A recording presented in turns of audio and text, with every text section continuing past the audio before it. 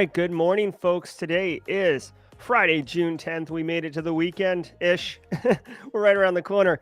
Welcome to Simply Cyber's Daily Cyber Threat Briefing, episode 129. I'm your host, Gerald Auger, and over the next 30 minutes, I'll be delivering the top cybersecurity news of the day and providing expert analysis on each of these stories, what it means to you as a practitioner, or if you're looking to break into the industry, we got you covered. It's definitely going to add value regardless of what your situation is.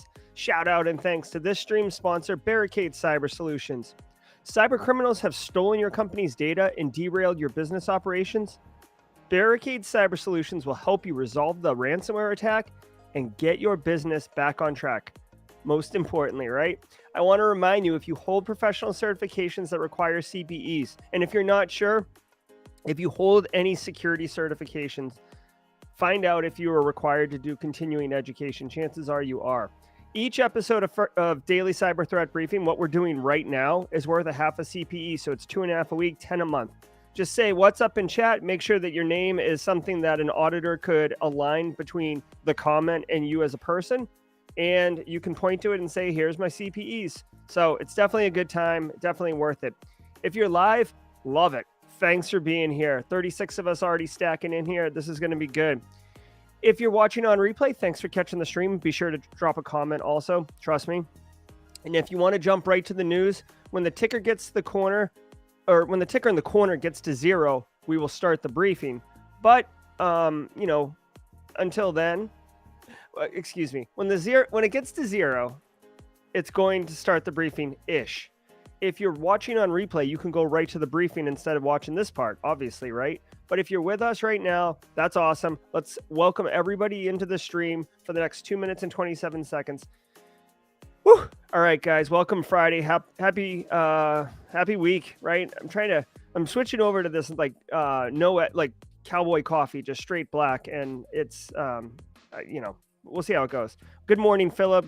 Good morning, Oluwul. Good morning, Carrie, Bill Green, Kimberly. Good to see you, Usha.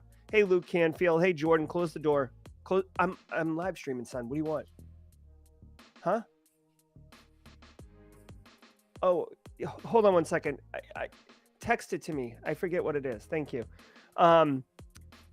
Video Miles, going to a wedding tonight. Always a bunch of great cyber. Get a bunch of cyber questions. That's good. I forgot we have a new. My 10-year-old just popped in here.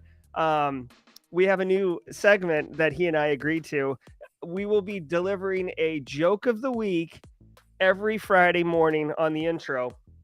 He's going to text it to me right now. It was a pretty good joke he shared with me the other day. I said, okay, we can kick off the weekend every Friday with one of your jokes. So he'll be responsible for that content. Hey, Eddie. Hey, Nicholas. Good to see you, Black Knight. Always good to see you in stream. Hey, Joel. Love the was it Joel Belton or Nathan Bolin that was my ice cream vendor example? I can't remember. Hey, Andy Aoqin. Good to see you, Jim Lund. Yes, thank you, Jim. That 90 Days with Stefan Semmelroth, that's actually part of a 6-video series that Stefan and I did. All right, so joke of the week, people. What is a computer's favorite food? What is a computer's favorite food? Okay, thanks, Joel. Yeah, you'll be the ice cream. Axiom Brevity. Okay. What is a computer's favorite food? Computer chips. Computer chips. Thank you, 10-year-old version of me. All right. Oh, yeah. So we'll be getting those jokes of the week, compliments of my oldest son, G-Man. And then he put a dab emote also. Oh, that's great. That's great. Hey, Richard Quimby. Hey, Joe Senor. Brian Peak. Love it, love it, love it. Oh, Tom Pike's in here. Good to see you, Tom. It's been a minute. Tom's so busy with Expel now. But you know what? Even though it's bittersweet to not engage with Tom Pike as much as I was earlier, it just means that I know he's putting in the time, putting in the hours, putting in the work at his new job to actually just dominate. And he's already mentioned a couple updates to me that are clearly indicative that he's demonstrating excellence and his management is clearly seeing it. All right, guys. So let me take one more slug of the coffee before we get in here. By the way, got this coffee mug. I gave a talk to the 36th Electronic Warfare Squadron out of Pensacola a couple years ago, and they gave me this like really cool mug. It's nice too because it's actually like oversized, so it holds more coffee. Hey, Will Reed, what's up? Good to see you always. All right, guys, let's get into the news. Right, if you want to follow along, go to cisoseries.com. But otherwise, sit back and relax and enjoy this briefing. From the CISO series, it's cybersecurity headlines. It's Friday, June 10th, Oh my 2022. God, of course. MFA could be a long haul for some federal agencies, says CISA official. Numerous agencies have not yet met a November deadline last November on multi-factor authentication laid out as part of President Biden's ambitious executive order of last year. At the 2022 RSA conference, Eric Goldstein, Executive Assistant Director for Cybersecurity at CISA, pointed out the significant number of federal systems that are running on legacy infrastructure, which means that it's not just as simple as deploying a modern authentication stack on top of a modernized infrastructure. The Biden administration is currently seeking $300 million for the Technology Modernization Fund in fiscal 2023, a fund that dedicates dollars to agencies to upgrade aging IT systems. Okay, like I wonder if CISO series knows about the daily cyber threat briefing and they purposely put the first story, something like this, from the office of obviously comes this news story. Okay, like listen to me. When Biden released the executive order in May of 21, me, Eric Taylor, Jack Scott, all sorts of talking cyber heads were like, this is ridiculous. Like, okay, like, yes, zero trust architecture, multi-factor authentication, information sharing and threat analysis. Yes, all of these are really good. And it had like deadlines of like 45 days. You better have a plan. 90 days after that, you better be executing on the plan. Dude, multi-factor authentication isn't just like this isn't a video game where you just like purchase something and all of a sudden it's like your entire situation is upgraded to that something. Multi-factor authentication is vitally important, okay? It can be bypassed, as demonstrated just recently by the haunted hacker Mike Jones, in very, very different ways, right? It can be socially engineered, it can be technically bypassed. But at the end of the day, we're not trying to like come up with the end all be all cyber curtain that prevents anyone from breaking in, right? That would be great if we could do that. No, we're trying to raise the bar on even initial compromise and make it easier to contain it, right? So you can't compromise other accounts and stuff like that. With multi-factor authentication. Now, here's the reality. And this is what everybody who works in the industry said a year ago.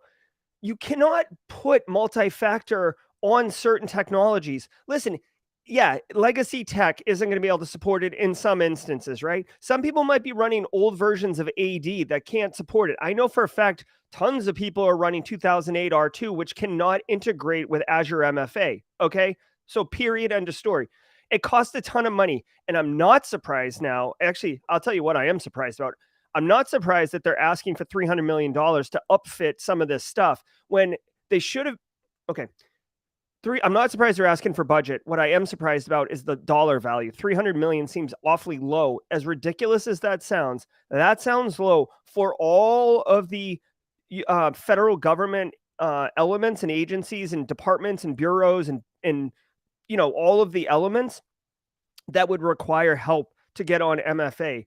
By the way, that $300 million, that's not going to go just to straight tech. That's going to go to hiring professional services consultants at an incredibly absorbent rate to implement the MFA, right? And then you've got to pay for the MFA solution on top of that, right? This just goes to two things. One, unrealistic expectations mapped to reality of a strategic roadmap.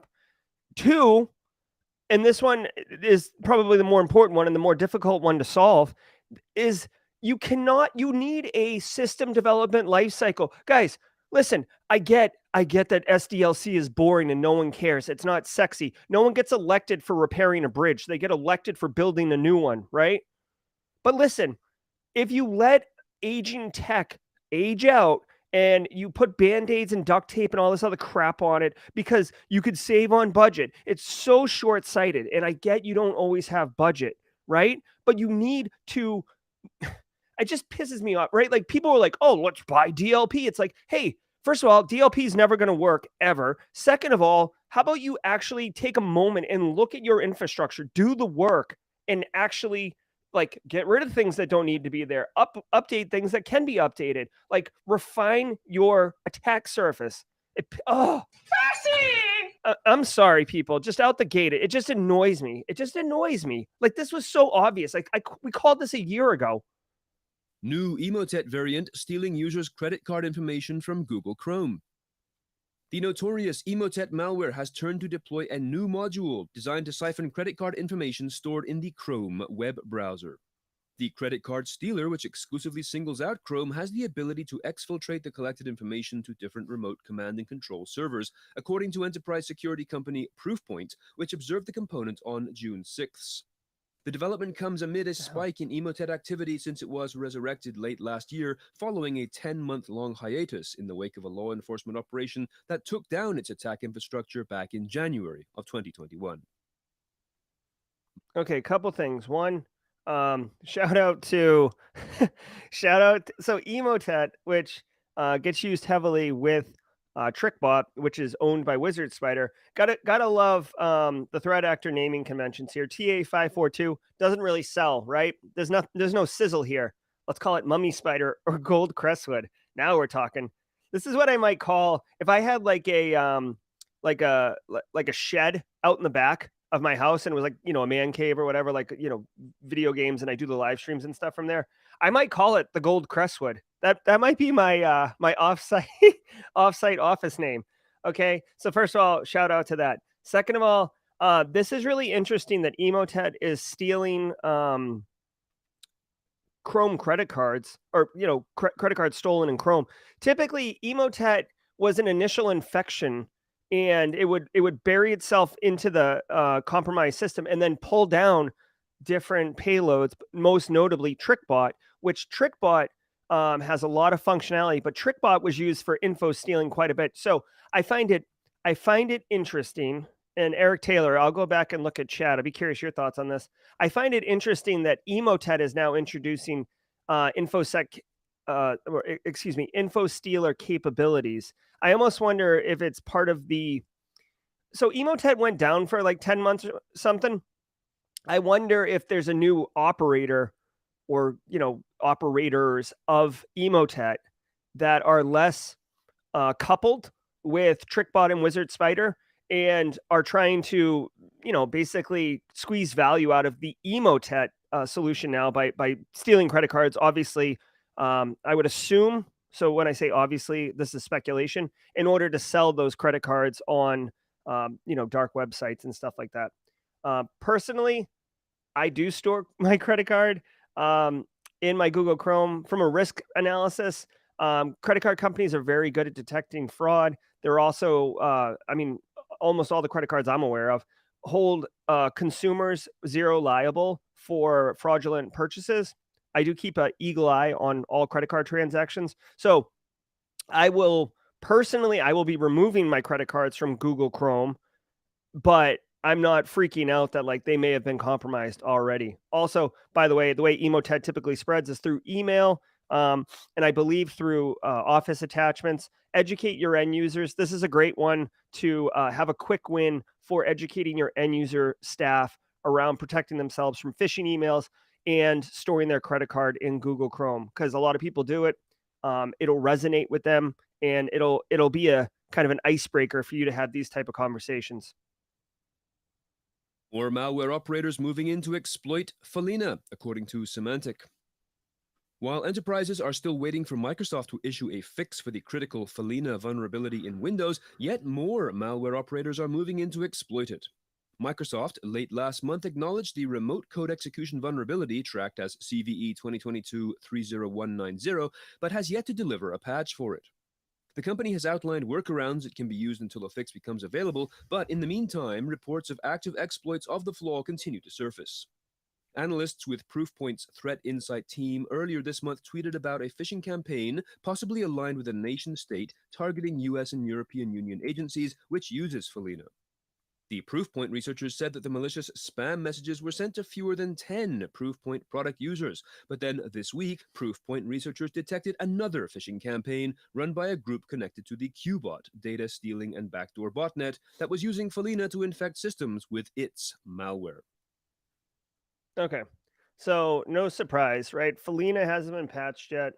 I'm kind of actually surprised, given the level of news coverage of Felina and the unbelievably easy workaround.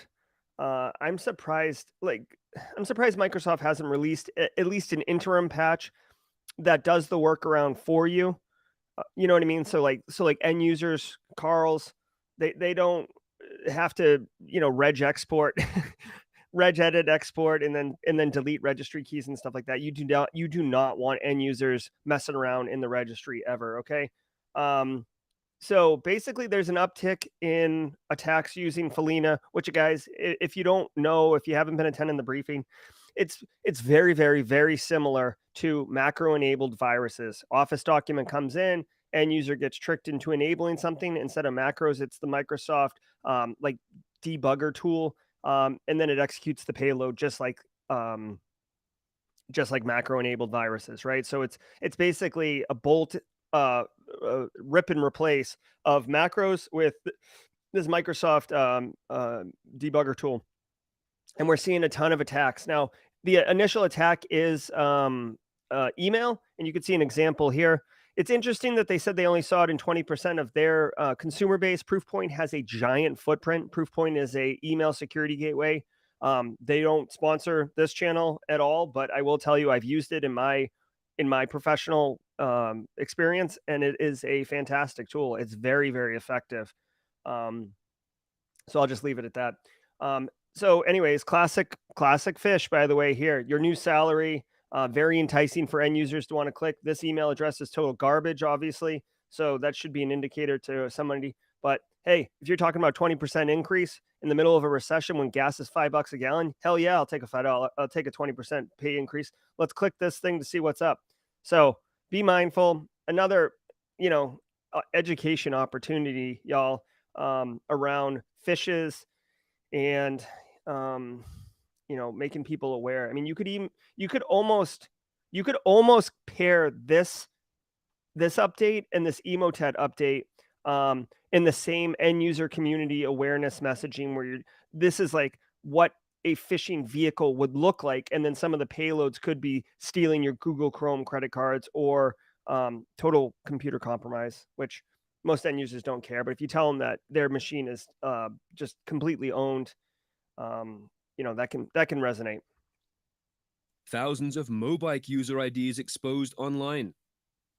Security researcher Bob Diachenko found a trove of more than 120,000 passports, driver's licenses, and identity documents, including selfies and signatures, in an unprotected Amazon-hosted storage bucket on February 11th, and he passed the details to TechCrunch in an effort to get the data secured.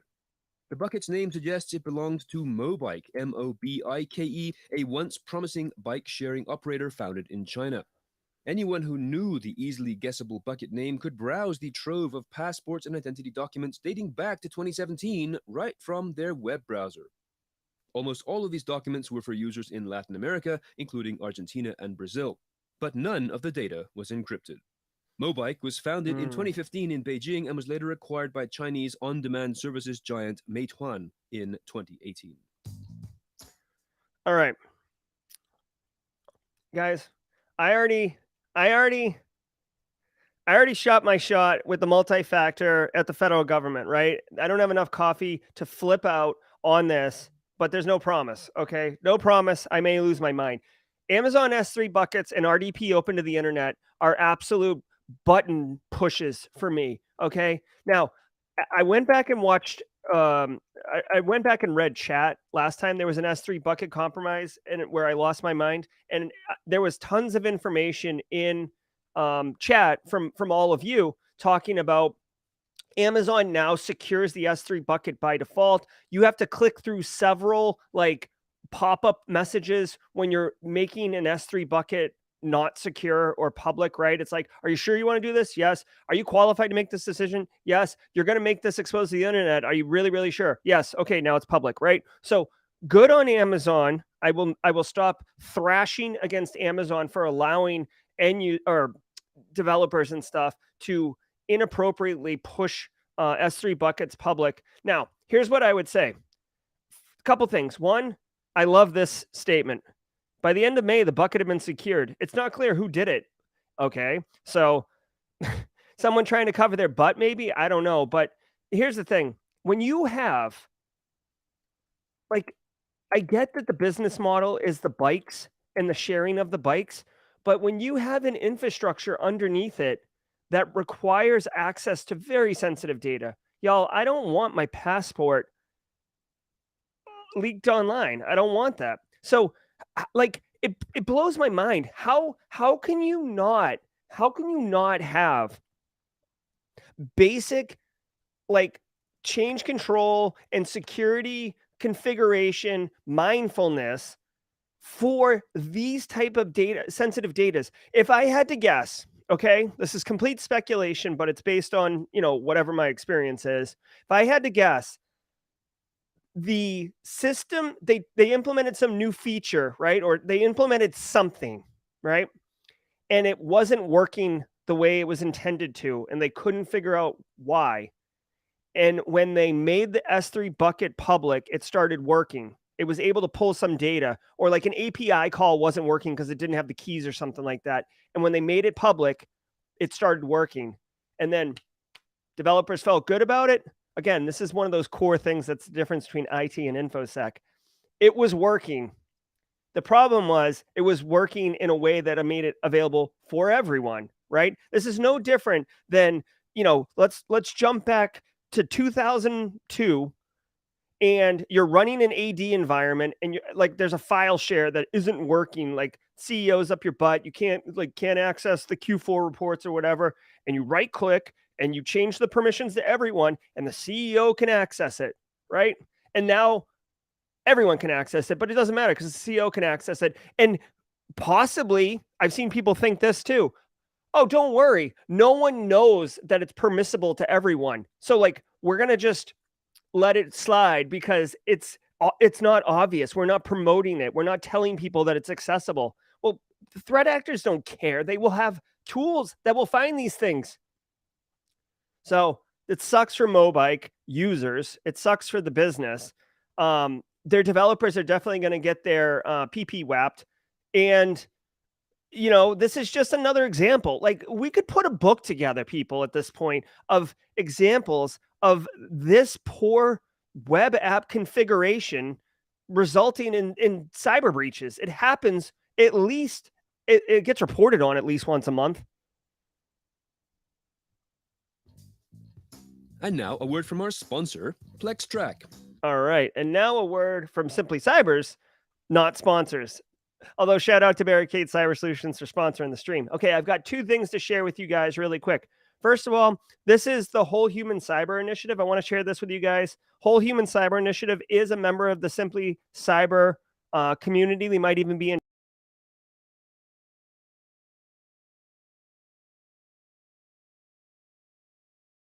Well, first of all, if you're interested, you can find them really easily on LinkedIn, Whole Cyber Human Initiative. Mods, if you could drop a link in chat, I'll put it in mod chat. Why am I telling you about this? First of all, the whole program is designed with cybersecurity workforce development, taking advantage of all the free resources that are out there in a logical way in order to take you from where you are now to a more informed, effective cybersecurity practitioner and be part of a community. Okay, so it's a really great nonprofit initiative. Why am I telling you about it? Well, the good news, more good news is they have, hold on, let me turn my camera off. They have agreed that next week, because I talk about coffee all the time, next week, we will be raffling off coffee every single day live on stream. So this is something that the people on replay are not going to be able to take advantage of. But every day, next week, we will tease out at the halfway point what the keyword is to enter the raffle. And then at the end of the stream, we will raffle off a pound of coffee. And the coffees have fun names like Hackerman, High Alert. I can't remember all the names, but they're funny, like cybersecurity related names. And I love it. And they've agreed to send me a pound of their Hackerman dark roast, which I'm pretty excited about to give a shot since I'm such a coffee nut. The other thing I want to give a shout out to really quick is Black Hills Information Security. Some of you may know about Black Hills. If you don't, I strongly encourage that you do. Hopefully the stream's going well. Says I'm having some issues here, but Black Hills Information Security, if you don't know about them, they are an amazing information security for-profit company led by John Strand, but they give so much back to the community. You think Simply Cyber gives to the community? Black Hills is setting the stage. In fact, the reason that the GRC course, !GRC in chat if you want more information, the reason the GRC courses pay what you can is because John Strand's courses are pay what you can, and it was inspiring to me. Anyways, they also do a magazine that they just started a couple months ago, and it's free. They'll mail it to your house. There's great content in here. It comes with a comic book also that I read with my kids that was pretty cool. And there's just a ton of great content in here. So I encourage you, I dropped a link in chat. I encourage you to go sign up. You can get a digital edition or paper copy. I like the paper copy. And they they had InfoSec creator mixtapes in the magazine. Look at this. Simply Cyber getting a little shout out. That's so cool. So cool. So give them a shot. Again, cybersecurity to me, okay, it's a lifestyle. It is not a 9-to-5 gig. I live and breathe this stuff. And this is just one of those aspects that allows for community and knowledge share, but in a fun way that's not corporate or stuffy or anything like that. In fact, this shirt is a Black Hills Information Security shirt. Now that I think about it, I love what they're doing over there. Okay, let's get back to the stream. PlexTrack is the platform that empowers CISO series to learn how PlexTrack can help your team deliver results. Oh, I saw this Symbiote thing. I haven't done the research on this, so I'm very curious about that. /CISO series. Hackers use stealthy Linux backdoor Symbiote to steal credentials. It's pronounced Symbiote. Researchers have come across a stealthy Linux backdoor that uses sophisticated techniques to hide itself on compromised servers and steal credentials. Dubbed Symbiote, or maybe Symbiote, because it injects itself into existing processes, the threat has been in development since at least November 2021 and seems to have been used against the financial sector in Latin America. Researchers from BlackBerry describe the malware as highly evasive. In addition to hiding itself, Symbiote is designed to hide the presence of other malware programs that attackers might deliver or files that are used to store stolen credentials. Okay. All right, guys. So this one right here, this is a... okay, I wouldn't call this all hands on deck, okay? But what I would say is two things. One, if you are looking to break in the industry, like you're actively interviewing and stuff, you should absolutely read this story, get familiar with this. If they ask you of what current news or current example or something like that, this thing, while it's not big splashy like the Felina bug, although the Felina bug would be a good one to use too. This is Linux. Linux has a smaller footprint, so it gets less media. This particular piece of malware is nasty business, okay? The fact that it can do process injection, which isn't a new technique, it's been around for a while, but it can do process injection, it can hide other malware. It really is a nasty bit of malware. Now, what they talk about its feature set and its capabilities, which is obviously really scary. It does not explain how initial infection happens, right? Obviously backdoor access and credential harvesting, that's obvious, right? Persistence is a normal thing. Info stealing is a normal thing. Most malware is going to do this anyways. Like most, initial stage or second stage payload is going to do this because they want to move laterally. Yeah, this is definitely one to dig into. It's targeting the financial sector in Latin America. So, I know that the community who's on stream right now with us in chat is an international community. If you are in South America, if you do work in financial services, you absolutely need to be familiar with this. But this is just a really um this is like an advanced level piece of malware that's very elegant and very interesting. And the fact that it's been in development since November 21, listen, someone put a lot of time and effort into this with the idea that there was going to be a major return on investment. There's no question that that was the motivation of developing this. Listen, real quick, this is a bigger picture thing for our industry. The fact that malware is mostly written for Windows is not a coincidence. Microsoft Windows operating system has a giant footprint globally, right? It's like an 80% of all corporate businesses, probably higher than that, but we'll just say 80, right? So if I'm a malware author and I'm going to spend 3 months writing a piece of malware, right? I want it to have the most reuse value, the most applicability, the most marketability, right? If I'm going to sell it. So that's why a lot of malware gets written from Microsoft. It's because there's a bigger market for it. But Linux has its place, and typically Linux is reserved for more, you know, corp not corporate, but like back end IT infrastructure things. Like, yes, Carl can run a Ubuntu laptop for his workstation, whatever. That's not what we're talking about. Usually, like firewalls or mail servers, or and I know a lot of this is in the cloud now, but like file servers, right? Like IT infrastructure, it is not uncommon to have it running on Linux, right? So this does have some risk associated with it. So, anyways, long story short, get familiar with this piece of malware. It does way more than steal credentials, by the way. Get familiar with this malware, and if you work in a Linux shop, definitely get familiar with it. And if you're in financial services in Latin America, definitely get familiar with it. A Ministry of Defense acquires government's first quantum computer. Uh-oh, it's happened. Stephen Till of the MOD's Defense Science and Technology Laboratory called it a milestone moment as the British MOD starts work with London-based Orca Computing to explore applications. I see Grayson Auger in chat. What's up, Grayson? Get a shout out. Special squad member.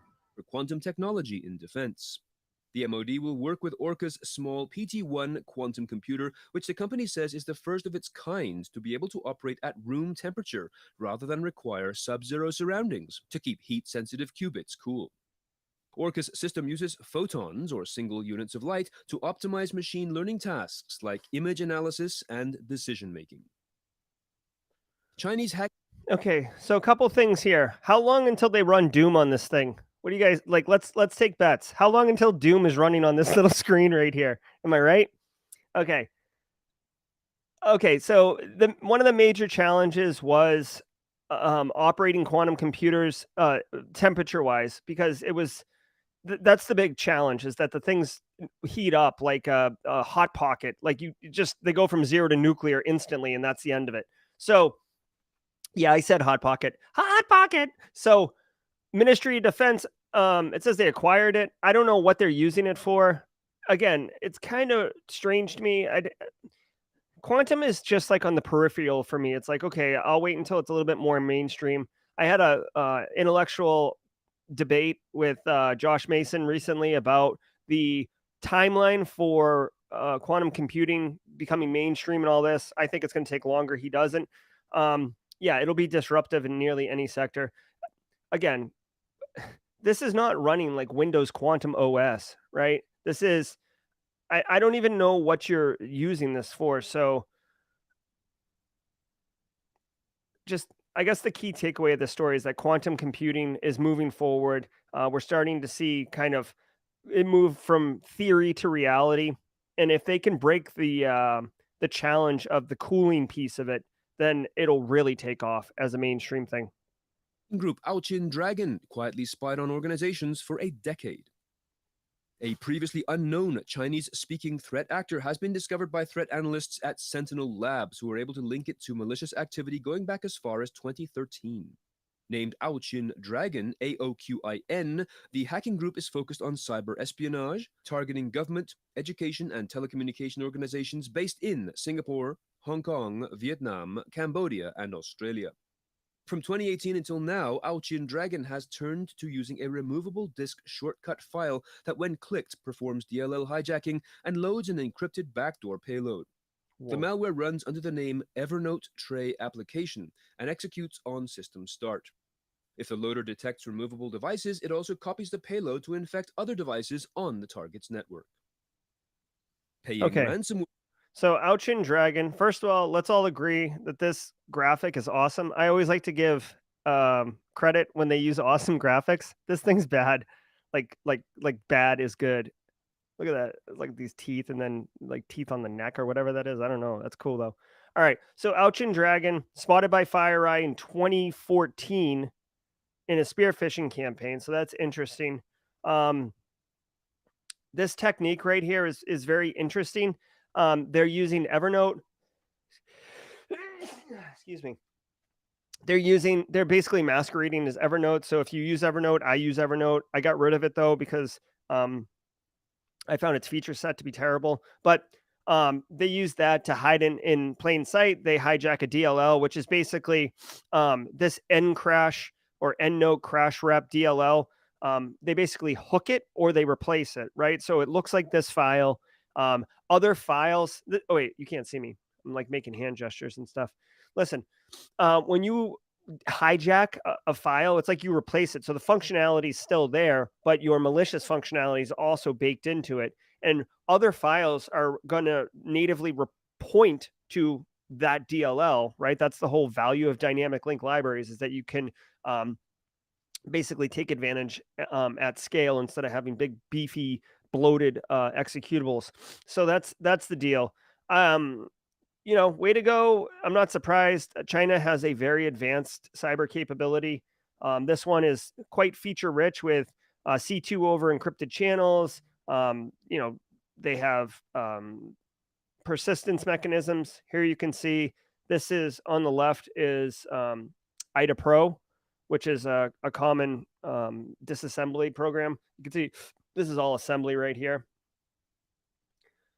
Oh, here we go. Look at this.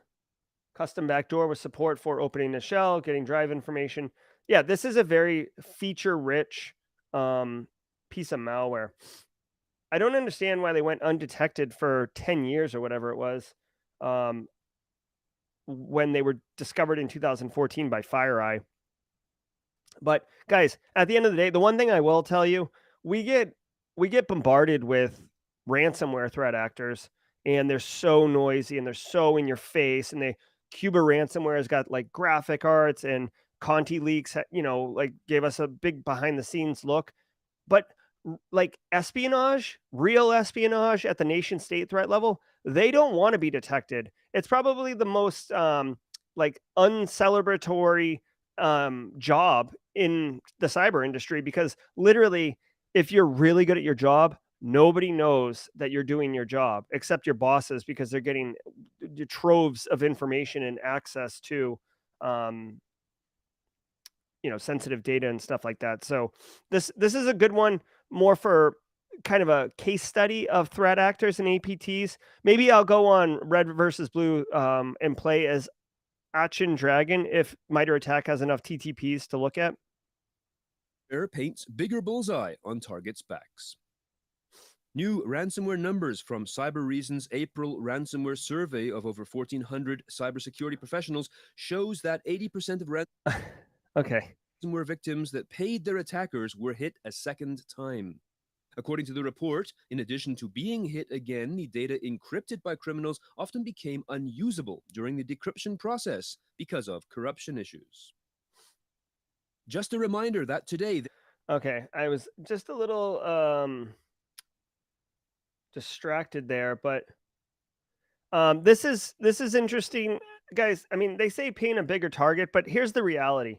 Not all threat actors pay the ransom. I mean, not all threat actors honor the decryptor key, or they'll issue a decryptor key that doesn't work, right? So a lot of times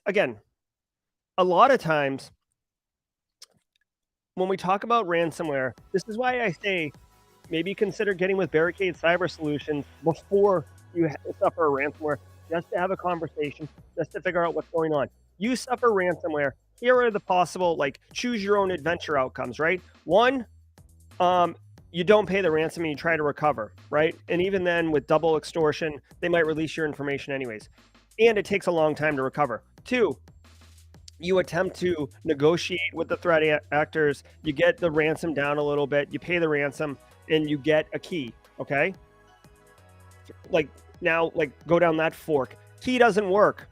Key does work. Key only works on some of the files. Key breaks. You can't deploy the key in an effective way, so it takes you a long time to use the key to unlock stuff, right? A whole bunch of things. I don't know if there's been any instance of this, but you go to pay and then they say, oh, actually, it's going to be like another $1 million, right? They just kind of like take your money and then don't give you anything and charge you more. Okay. So, a whole bunch of different things and then there's sanctions in place now, U.S. sanctions that can keep you from paying because you're basically violating U.S. sanctions. I will say, there's some statistics here to point to this. There's some statistics here to support this, but you pay the ransom, and then people were like, "Oh, this victim, they pay." Like, hey, everybody, this victim over here pays, and then people just start piling on, and then you get hammered. Because, guys, when you get impacted by a ransomware incident, you probably had some gaps in your defense, and you're not going to be able to fix those gaps, right? Like, you're trying to recover back to the known good state, which was not very good a week ago, right? And then it takes time, money, and resources in order to take you from where you are today, baseline assessment, to where you want to be, targeted a profile. Okay? So people, like, there's a huge delta of time in there where you can still get victimized. So it sucks. So I'm not surprised. Ransomware is nasty business. I don't know. But that's going to do it. I want to give a shout out to my son, Callan, who's also in stream. Way to go, Callan. Shout out to Brent Gurry and Emerson, who always join us on Fridays. Matt Mears, if you're here, what's up, bud? All right. So a couple things to tease with you guys before we drop into the weekend. Okay.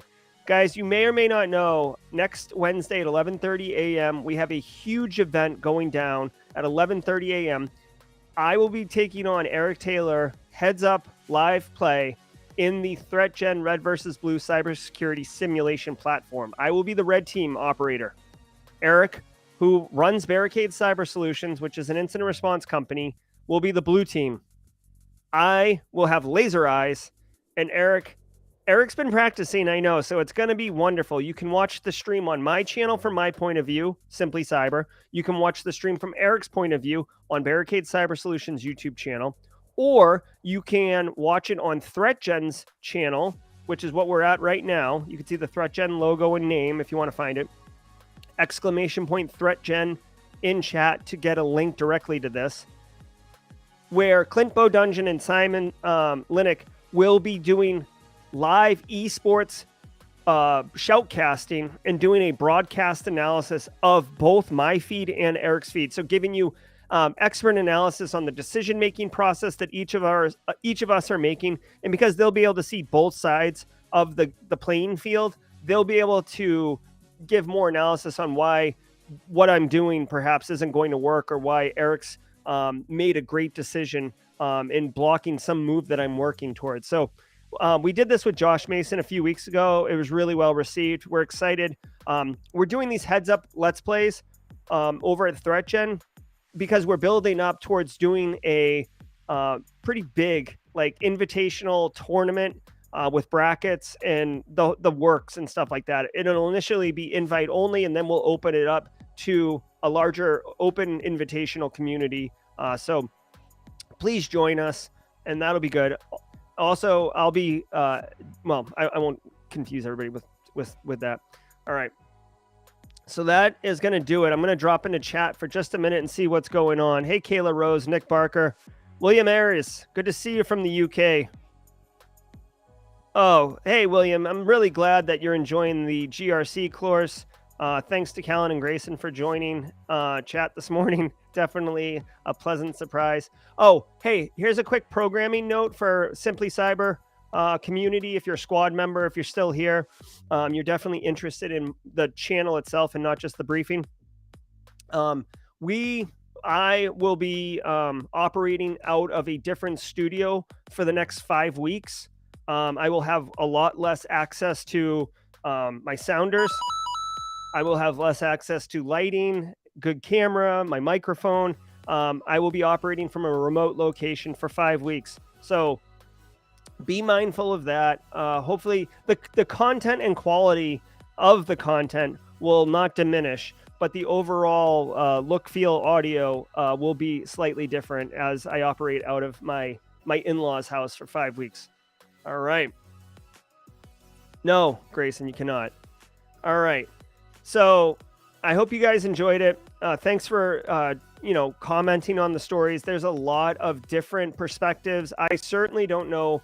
I know enough to know that I don't know enough about cybersecurity. So I appreciate all you commenting in chat with your different perspectives and experiences and really weighing in on these stories.